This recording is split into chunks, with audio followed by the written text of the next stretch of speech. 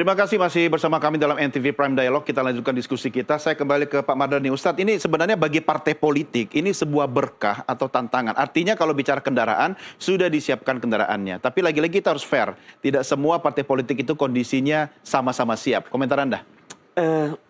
Ya, justru partai politik itu harus cerdas.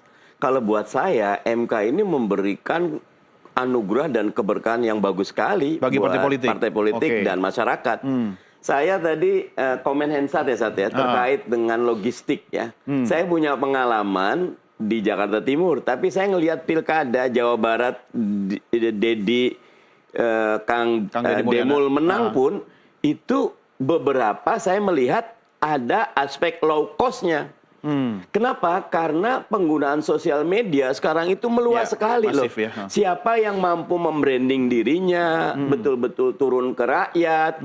Everybody is a journalist. Iya, sekarang itu. Makanya orang lebih terkenal Ustadz Mardhani dibanding Dodi De Kaiser. Kalah saing gue. Ya kan Mas Hensat udah ngangguk-ngangguk. YouTube masih jalan dong. Iya, YouTube, kan? IG, sekarang ada maksud saya itu kan bagian gitu dari komunikasi politik kan, komunikasi publik kan. Itu yang harus dilakukan bukan cuma oleh partai politik, tapi juga elit-elit partai. Begitu maksud Anda? Jadi buat saya dengan dihapusnya ambang batas, saya setuju sama Mbak Titi. Sekaranglah partai politik melakukan grooming gitu loh. Dari sekarang nih lihat. Dan kalau bisa, usul saya, mereka yang akan dicalonkan jangan jadi anggota kabinet. Karena kalau di anggota kabinet, itu akan split fokusnya. Di PKS, kalau dia anggota kabinet, maka kita wakafkan. Nggak boleh mikirin partai. Dicopot tuh jabatan. Nggak diganggu-ganggu juga dia selama kerja? Nggak boleh ngurusin partai. Dia ngurusin, karena dia pembantu presiden. Karena kalau dia Presiden bisa, RI atau Presiden PKS? Presiden RI kalau di kabinet. Ya. Karena yang presiden di Indonesia kan cuma PKS sama RI. Kalau dia bisa bantuin Presiden RI, mengangkat kita keluar dari middle income trap countries, industri kita meningkat, pertanian kita meningkat, pendidikan kita meningkat, itu udah anugerah paling. Samuel Huntington bilang gini, demokrasi di negara berpenghasilan 6.000 US dollar ke bawah selalu anomali. Makanya di kita kan anomali, politik dinasti menguat, money politik menguat, gitu loh. Tapi kita sekarang tuh, Doni pasti ingat kan, no viral, no justice. Nah sekarang itu ada yang driving factornya teknologi. Nah, siapa yang betul-betul bisa mengoptimalkan semua sumber daya? Sebenarnya nggak cuma teknologi. Mbak Titi, Hensat pasti tahu. Kalau survei itu Hensat tahu tuh. Mana kualifikasi pemimpin yang paling disukai? Yang merakyat, yang mau dengar, yang memang punya kapasitas dan integritas. Cuma Ustadz, ini kan sudah era digital. Ya, harusnya mindset politisi juga digital. Sayangnya banyak kendaraan politik atau partai politik itu masih analog gitu. Anda melihat di sekeliling Anda seperti apa? Iya, nggak kenapa. Mereka yang analog akan jadi dinosaurus. Gitu loh. Kemarin tuh saya tiba-tiba, staff saya tuh WA. Ini ada satu influencer yang dia mengadvokasi dana BOS. Katanya masuk tapi nggak diterima. Dan dia angkat satu sekolah, dia telusuri, dia tekuni, ujung akhirnya ditetapkan sebagai tersangka. Ada yang jalanan macet. Nah, ini kreativitas anak muda dan sangat milenial dan Gen Z banget. Nah, partai politik harus betul-betul mampu merekrut kelompok-kelompok ini. Artinya ini berkah meski logistik pas-pasan selama mampu mengelola melalui digital. Oke ya? Oke, bahkan nanti kita belum jalan nih, Mbak Titi, Bang Hensat. Crowdfunding. Kalau dari masyarakat. Pemimpin yang genuine, yang mampu menyuarakan suara hati masyarakat, gitu loh. Connected, engage, tiba-tiba akan nyumbang. Dan itu nanti kalau di Amerika kan kayak gitu. Saya sering tuh dapat tuh $5 kah, $10 mau nyumbang apa gitu loh. Bahkan calon presiden juga bebas ya crowdfunding. Nah itu menjadi peluang. Nah makanya buat saya membayangkan setelah ini Mbak Titi, Hensat, parpol akan duduk bareng, think tanknya akan membuat proyeksi 2029. Hensat bilang agak susah karena Prabowo akan betul. Nah, jadilah partai mediocre kalau kayak gitu. Tapi kalau dia mau jadi partai yang meaningful, bahkan saya ingat tuh Mbak Titi, keputusan MK itu di poin 4 atau 5-nya, pembahasannya nggak boleh DPR dan pemerintah sendiri. Harus melibatkan partisipasi masyarakat, meaningful participation. Tertulis di situ. Jadi MK betul-betul kayak memagari semuanya nih. Biar betul-betul ini menjadi kado buat kita. Belajar dari pengalaman. Mas Hensat, komentarnya Mas Hen. Ya kalau semua partai politik berpikiran seperti Ustadz Mardani, maka minimal kita ada punya 8 capres-cawapres tuh. Itu keren banget kan. Dan menurut saya ini hal pertama yang harus dilakukan oleh PKS adalah melakukan, saya nggak mau pakai kata evaluasi, tapi introspeksi internal. Karena kan kemarin hasil pilkada itu menurut saya harusnya menjadi catatan penting bagi PKS gitu, karena jangan lupa Ustadz Mardani, ada sebuah partai Islam yang hari ini tidak berhasil menembus Senayan tuh. Jadi makanya menurut saya dorongan dari kader internal bagi kegiatan-kegiatan atau program-program elektoral seperti pencapresan dan pilkada ini menjadi penting. Nah, hari ini kan masih 5 tahun lagi pergerakan atau waktu yang dimiliki oleh partai politik mempersiapkan calon-calonnya. Nah, bagaimana strateginya tetap mencalonkan calon-calon tapi tidak dikeluarkan dari koalisi, menurut saya partai-partai politik lebih memahami itu. Tapi ingat, pada dasarnya kan partai politik itu dibentuk dan memiliki kader serta simpatisan karena si kader dan simpatisan ini percaya bahwa ada ideologi yang dimiliki oleh si partai politik dalam memperjuangkan kepentingannya dan kesejahteraannya.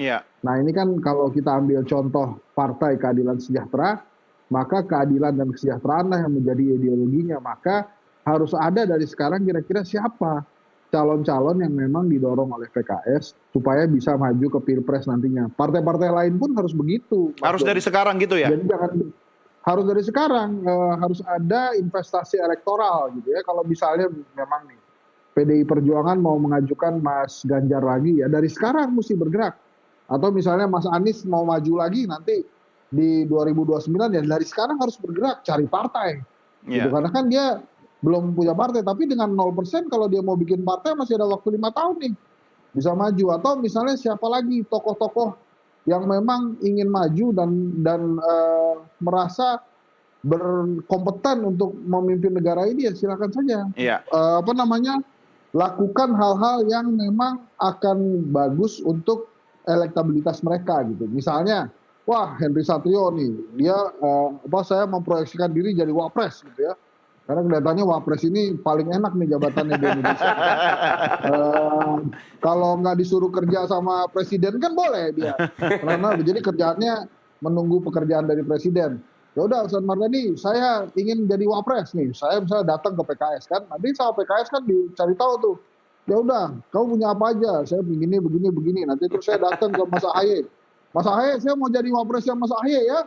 Boleh begitu. Jadi tapi dari sekarang itu dibina sehingga nanti pada saat waktunya begitu ada pendaftaran nggak saling tunjuk-tunjukkan lagi. Wah ini nggak bisa begini, wah nggak bisa begitu. Tapi menurut saya memang hasil 2024 kemarin harus dijadikan ajang bagi semua partai politik melakukan evaluasi internal dan introspeksi internal. Harus bagaimana kelanjutannya. Kemarin hasil pilkada sudah ada, hasil pileg sudah ada, hasil pilpres sudah ada. Jangan sampai 5 tahun ini kemudian mereka jadi partai zong yang akhirnya hilang ditelan, bukan ditelan angin badai lagi gitu, tapi memang ditelan karena masyarakat lupa gitu. Karena dia tidak melakukan jadi dinosaurus kata Ustadz tadi. Elektoral. Cuma menarik ya Mas Hensat, tadi saya mengkritisi, saya balik ke Ustadz Mardani soal kaderisasi internal partai. Artinya begini, kalau ini sebuah berkah harusnya PKS sudah menyiapkan dari sekarang calon-calon kader-kader yang nanti akan terseleksi juga kan dalam jangka waktu 5 tahun ke depan gitu. Apa yang dilakukan oleh partai politik modern seperti PKS untuk itu? Sebetulnya kalau kita bicara 2029 pasti tidak out of the blue, tiba-tiba yang belum lihat saja mana kepala daerah yang berprestasi, mana anggota DPR berprestasi, mana pimpinan partai berprestasi, nggak sampai 100. Nah, grooming aja dari 100 itu nanti ketahuan dengan Misal paling utama integritas. Ya, kenapa korupsi kita udah luar biasa. Kemarin saya sedih sekali ketika kepolisian melakukan yang DWP itu kan. Itu tuh akhirnya ambruk citra kita gimana kita mau ngundang Taylor Swift gitu loh. Kalau yang datang aja udah langsung diperas kayak gitu kan. Kita cari Taylor yang lain di pasar banyak. Maksud saya kan kita lagi pengen naik kelas. Kalau how can you govern your country if you cannot govern your government atau your political party. Nah, beresin. Nah, buat saya ini ujian partai politik. Jadi siapa mengerjakan PR dia lulus. Siapa menanam dia akan memanen. Nah, siapa yang menanam ini betul-betul masyarakat sekarang diberikan kesempatan untuk melihat mana dalam akuarium ini partai-partai yang serius menyiapkan diri karena MK sudah membuka. Walaupun saya setuju sama Mbak Titi ya. Revisi nanti harus betul-betul meaningful participation-nya karena kemungkinan di switch juga ada, kemungkinan namanya partai politik melakukan deal-deal juga ada. Nah, itu pastikan kita awasi bersama. Oke, Mbak Titi, bagaimana cara pengawasannya yang paling efektif ini? Tentu saja masyarakat sipil harus senantiasa memerankan apa yang mereka sudah lakukan. Contohnya ya, kalau kita tidak punya stamina dan konsentrasi serta konsistensi, tidak mungkin sampai 3 kali mengajukan uji materi ke Mahkamah Konstitusi. Melelahkan karena harus menyediakan waktu, tenaga, biaya. Padahal ini kan aktivitas partikelir. Tapi yang juga tidak boleh lupa adalah teman-teman media.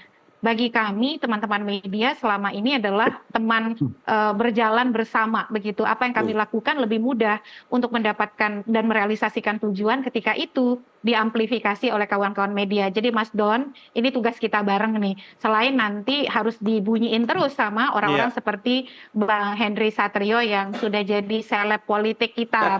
Pengamat terbaik katanya tadi kan minta juga pengamat terbaik begitu. Kolaborasi semua pada dasarnya. Betul. Karena ini hadiah bagi kita semua Ustadz ya, bagi bangsa Indonesia. Nah, untuk melibatkan semua itu kan memang harus dikawal juga. Tapi partai politik harus ada di garda depan dong dalam memberikan keteladanan gitu kan. Artinya begini, dari perilaku elit ya kan, itu bisa membuka ruang juga bagi anak-anak muda lain untuk bisa nanti terjun dalam dunia politik yang lebih baik lagi. Apa yang Anda bisa katakan kepada generasi sekarang ini? Kalau saya kebayangnya nih, 1 minggu sampai 2 minggu ini mana partai politik yang buat FGD tindak lanjut keputusan MK dalam bentuk poin-poin revisi undang-undang, mengajak pakar dan seluruh elemen masyarakat. Saat yang sama dia mulai buka ya bagaimana quote and unquote anak-anak muda kemarin tuh 44% tuh di bawah 40 gitu loh. Tapi kalau kita ngelihat anak generasi yang pemilih pemula itu sampai 27%, tinggi sekali. Nanti lebih banyak lagi di 2029. Nah, sehingga layak bagi parpol untuk menarik bakat-bakat terbaik dari anak muda untuk gabung bersama parpol. Yang senior jangan alergi dong. Mestinya kalau kita berpikir bangsa yang senior malah seneng ada anak-anak yang masuk gitu loh.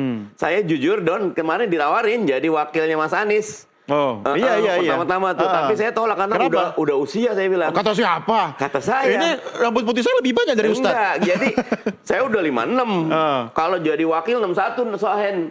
Mana 61? 3 tahun lagi meninggal gitu kan kalau ikut Nabi gitu kan. Saya usul jangan saya cari kader PKS umur 40 tahun. Bahkan saya kasih embel-embel tuh kalau bisa orang Jawa dan NU gitu loh. Biar di grooming jadi wakil gubernur 5 tahun, 10 tahun jadi gubernur DKI nanti bisa maju. Karir masih panjang. 2039 jadi presiden. Karena nggak ada yang jadi presiden tuh Pak Prabowo berapa berapa kali maju, Bu Mega berapa kali, Pak SBY berapa kali, Pak Jokowi aja nggak embut emang tuh. Iya.